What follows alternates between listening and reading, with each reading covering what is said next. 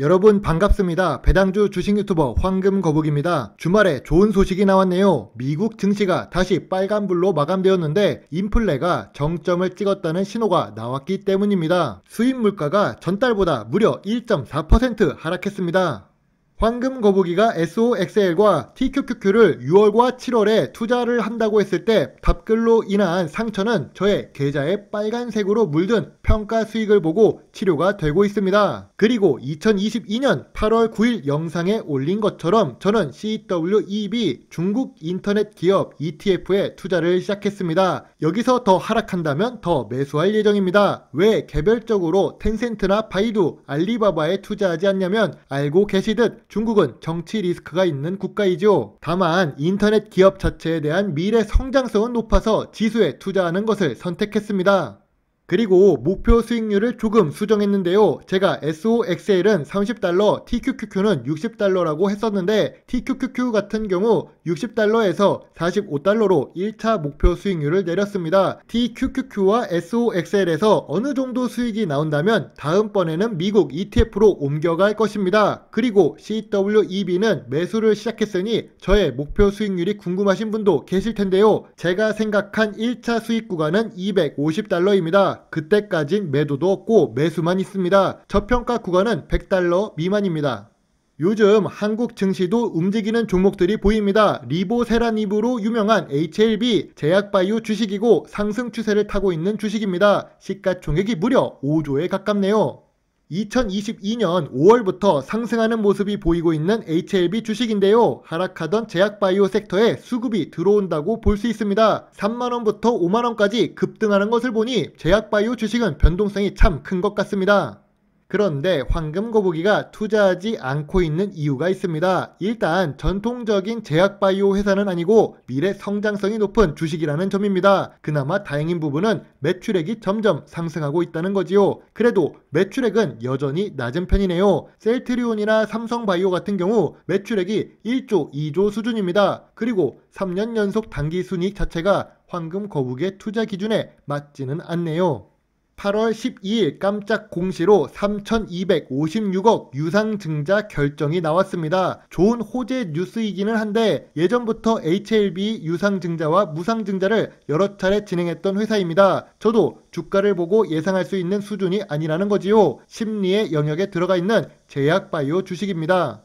하이리스크, 하이리턴이 기본인 제약바이오 주식 중에서도 강성주주가 많이 있는 HLB에 대한 저의 투자 의견은 보류 의견입니다. 황금거북이의 개인적인 의견이죠. 물론 위험도는 높지만 리보세라닙이 성공한다면 정말 세계적인 기업이 될 수도 있습니다. 다음은 ST팜인데요. 매출 상승 기대감으로 인해 투자 포인트를 체크해 봐야겠습니다. HLB처럼 제약바이오 주식입니다. 상승 추세를 그리고 있고 배당도 작지만 있기는 합니다. ST팜 역시 2조가 넘는 대형 주식이지요. HLB와 비교하기에는 그렇지만 동아소시오홀딩스 그룹에 속해 있는 ST팜은 재무제표가 조금 더 나은 편입니다. 단기순이익도 이제 시작되고 있지요. 제가 2021년에 영상을 올렸을 땐 위험도가 높아서 투자 보류 의견을 드렸다가 강성주주분에게 답글이 길게 달리기도 했었는데요. 그때보다는 2022년의 상황이 좋아졌습니다. 그 시작으로 2021년에도 영업이익이 나오고 있지요. 사실 2020년에는 제약바이오 주식들이 그냥 올라갔습니다. 묻지도 따지지도 않고 감기약만 만들었어도 상승하던 시기입니다. 진단키트는 10배 이상 상승했었지요. 그리고 2021년 암흑기가 시작되면서 주가가 서서히 빠져나갑니다. ST팜 같은 경우 제약바이오 테마와 전염병 백신에 대한 기대감으로 주가가 크게 상승했었는데요. 2021년 하반기부터 실적을 보여주기 시작하면서 가치를 찾아가는 모습이라고 할 수 있지요. 저라면 10만원 아래에 내려온다면 도전해 볼 만한 주식이라고 생각됩니다.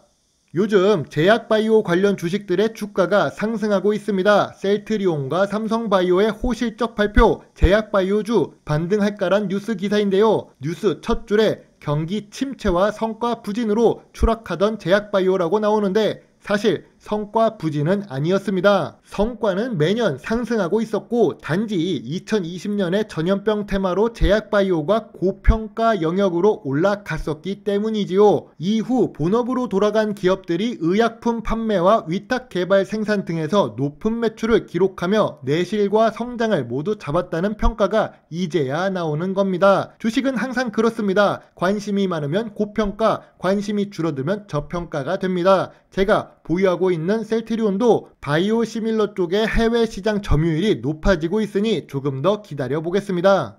황금 거북이의 친구랑 예전에 만나서 커피를 마시면서 주식 이야기를 했던 것이 생각나네요. 6월 25일에 만났을 때 제가 친구에게 차라리 TQQQ에 몰빵을 하라고 했습니다. 그 당시 TQQQ의 주가가 28달러였고 두 달 뒤에 TQQQ가 40% 상승해서 40달러가 된다면 지금 물려있던 NC소프트를 파는 것이 더 이득이라고 이야기를 했었죠. 최대 8월 25일까지를 두고 보라고 이야기를 했었는데요. 2022년 6월 30일 친구는 NC소프트를 전부 손절합니다. 중요한 것은 TQQQ를 매수하지 않았습니다. 하지만 우리가 시간이 지나고 나서야 알고 계시듯 6월 30일의 하락이 정점이었죠. 매번 뉴스에서는 안 좋은 내용만 나오고 있었습니다. 일반적인 개인들이 버티기 힘들었을 것이죠. 제가 개인 투자자가 하지 말아야 하는 투자가 어떤 거라고 말씀드렸나요? 손절매를 하는 투자, 인버스 투자입니다.